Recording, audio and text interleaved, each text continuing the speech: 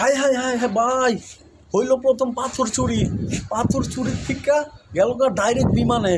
ও ভাই, বিমানে আপনি উঠছেন উপরে, ধরেন ধরেন আপনি উপরে আছেন। ও মা, নিচে দেখেন যে চাক্কা নাই। চাক্কা না থাকলে আপনি নিচে কিভাবে ল্যান্ড করবেন ভাই? তখন তো আর আপনি ল্যান্ড করতে পারবেন না। আরেকটা কথা ভাই, আপনি আপনার বউ রেখে গেলেন অফিসে বা কোথাও কাজে। ও মা, আইসা দেখলেন আপনার বউ নাই, আপনার বউ চুরি হয়ে গেল। তখন আপনি কি করবেন ভাই বলেন তো? তাই ভাই, এখন থেকেই সাবধান। বউ পোলাপাইন বা প্রত্যেক বিষয়ে একটু সাবধানে থাকেন। মুক্ত হস্তে বউকে কোথাও ঘোরাফেরা করতে দিয়েন না।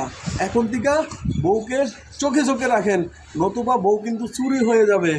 তাই বলছি, বাঙালি হচ্ছে নাম্বার ওয়ান চোরের জাত। বাঙালি পারে না এমন কোনো কাজ নাই। যে নিজেকে সবচেয়ে সাধু মনে করে সেই হচ্ছে সবচেয়ে বড় অসাধু। কথাটা মাথায় রাখবেন। সাধু লোক সবচেয়ে বড় অসাধু।